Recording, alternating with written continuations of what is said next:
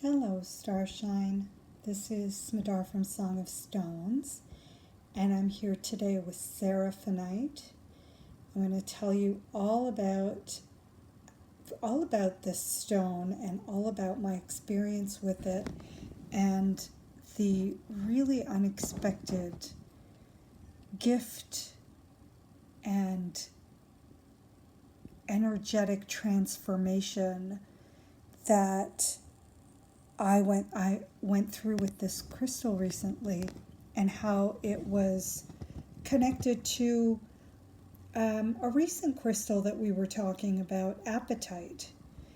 So before I do that, I just want to introduce you to myself in case you don't know who I am.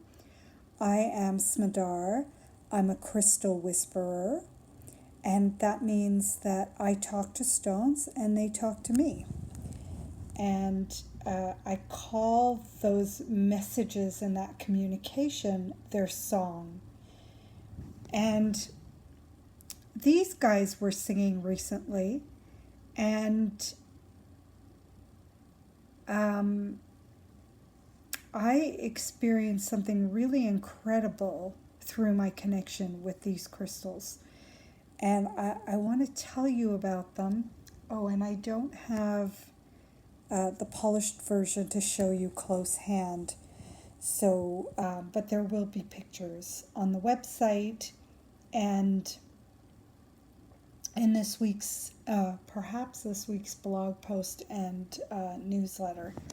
So I invite you to check out the polished version. It's quite a bit different when you polish these crystals. The green in them really comes out. In their raw form, the really silvery chatoyancy and sparkle of these crystals really eclipse the green color that you see in a polished stone. So Seraphinite, let's start by looking at where they come from and their name. So Seraphinite comes from one place in the world, Russia, as far as I'm aware.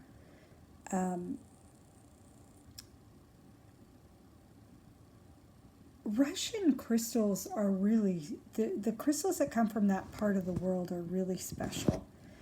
And there are some that you will only find from that part of the world. And two of my favorites are shungite. Of course, if you know who I am, you have heard me talk about shungite. Shungite is incredible. I invite you to check out all the information I have about that stone on my website.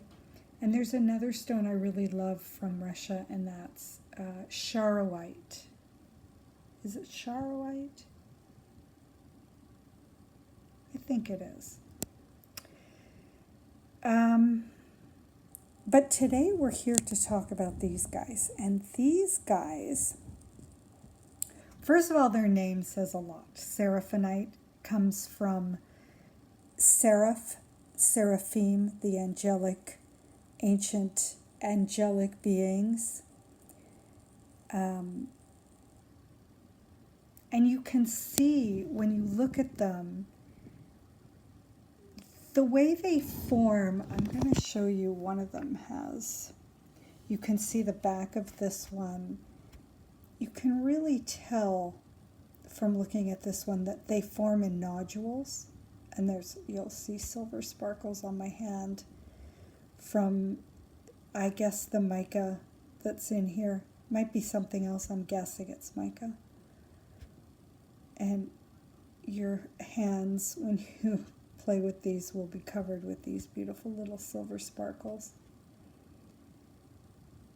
So you can see from this one, the back of this one really has the outer rocky form, which reveals their module growth, like the way that they grow is in modules.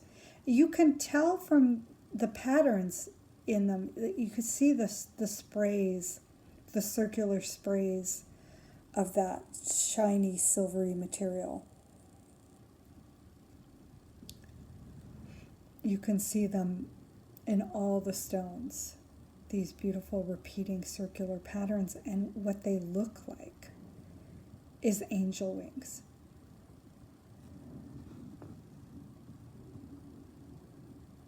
They're really special.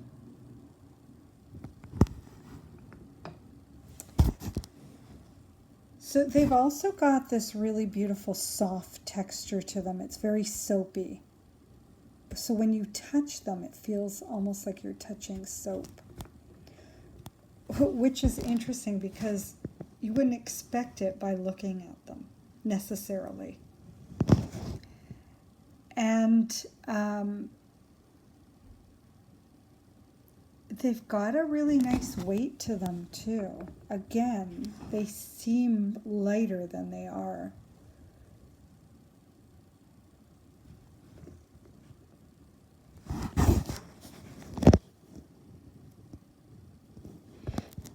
So I had a really incredible experience with these crystals.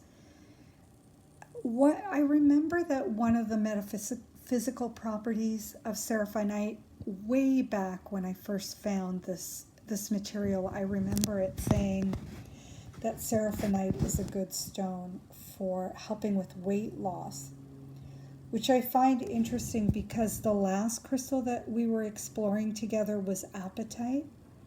And apatite is all about hunger and understanding your hunger.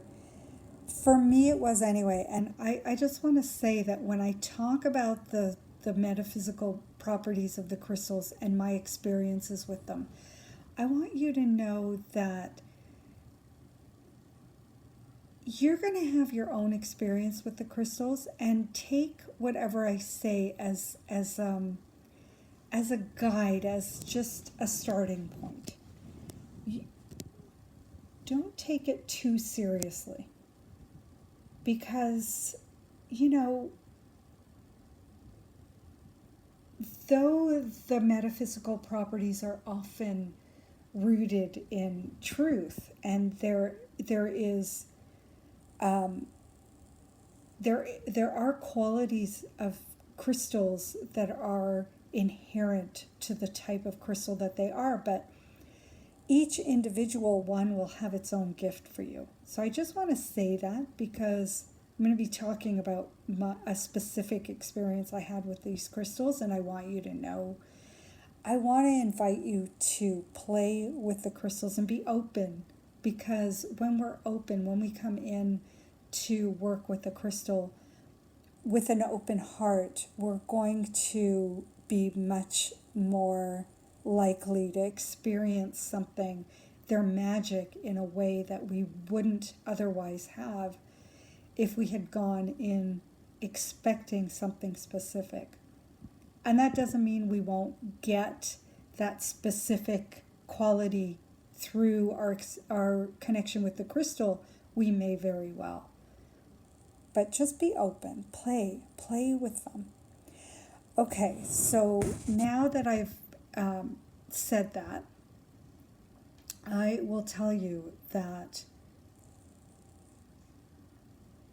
when with the last crystal that we worked with, that we explored together, was apatite, and that helped me to understand my hunger, my spiritual hunger, not just my physical hunger, though that shifted as well in a big way as well, which is interesting. But I was really hungry for something, and I couldn't quite figure out what it was I was searching for. But there was something, and apatite helped me to understand that I was really trying to have a better understanding of what my soul's purpose was. Of course, as human beings, we're always looking to fulfill our purpose, and when we have purpose, we're much happier. But there was something deeper there for me at that moment in my life. And appetite really helped me to understand that.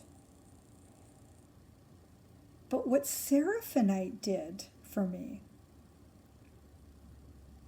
was it came in and swept through my life,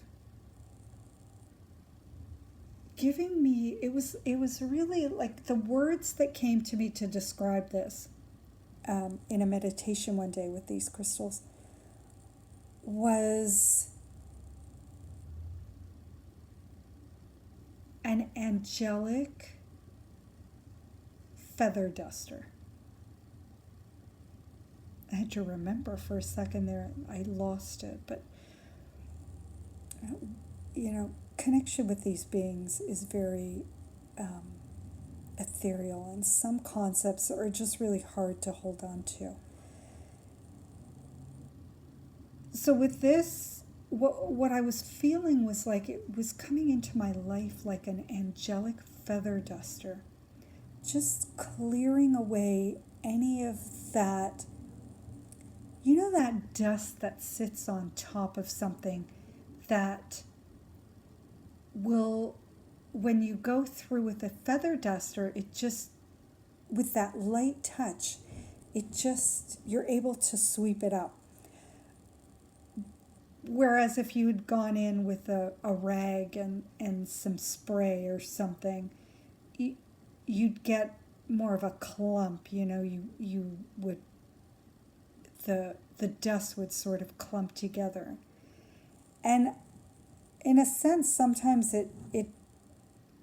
you end up rubbing it into the surface rather than taking it off. Whereas with a feather duster, you're able to somehow just hold on to that layer of dust and sweep it away without embedding dirt into your surface. Try it and see what I mean, because a lot of times, I'm sure you understand the concept. I have no doubt about that, but it's one thing to discuss, and it's another thing to just play and experiment and experience. And I always invite people to, when they can, if you have a feather duster, or if you have some sort of, or even if you use a rag, try getting surface dust with a dry rag, just lightly sweeping against it rather than digging in, and just notice the difference.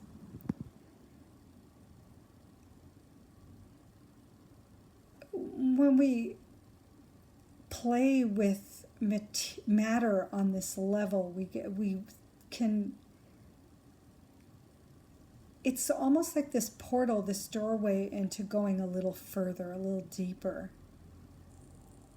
with the concept. Anyways, I did not plan to go into a whole spiel about that, but there you go. You never know when you start connecting with the crystals like this, what's going to come up. So that really was a big shift for me on so many levels. It was a lot of things in my life really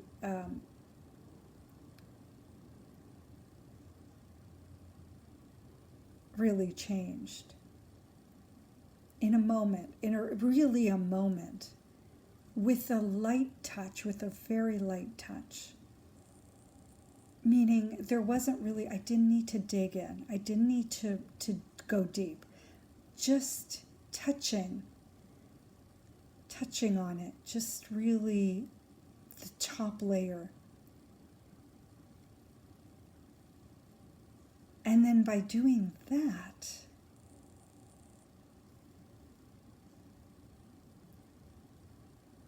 all the deep stuff came up and came out without a lot of effort.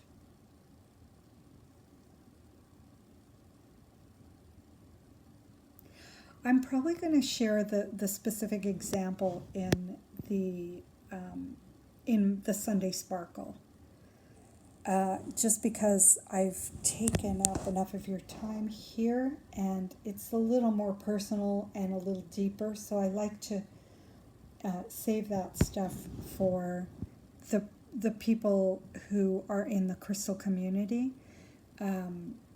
rather than just putting it out into the ethers, into the web. It's just a little more delicate and more personal. So I will do that. Put that example, the specific example, into the Sunday Sparkle newsletter. And I invite you to join our community.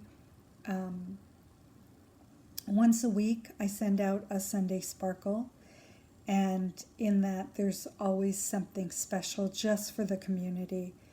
I also do a weekly light log post, which is on the website, songofstones.com, and you can find that in the light log section at the bottom of the screen. If you scroll down, you'll see where I keep the light logs.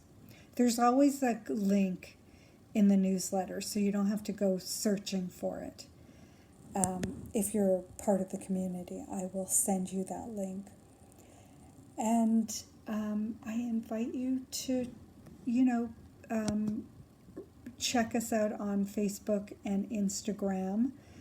I'm not there as often as I am, and not as deeply as I am in the community. So that's it. This is the magic of Seraphinite. And I only touched on some of the things. I invite you to explore more deeply by picking one up and holding it and experiencing this magical being. It's really, my love for this crystal really deepened through this experience that I shared with it. And if you're interested in going really deep with this crystal, I invite you to reach out and ask about a star song co-created with Seraphinite. Because the star songs, they're distance healing elixirs, crystal elixirs, and I create it for you here, and you experience it on an energetic level where you are. And there's something very, very special and unique about connecting with the crystals in this way. Some of my most profound experiences with a crystal have been through the star song, through a star song.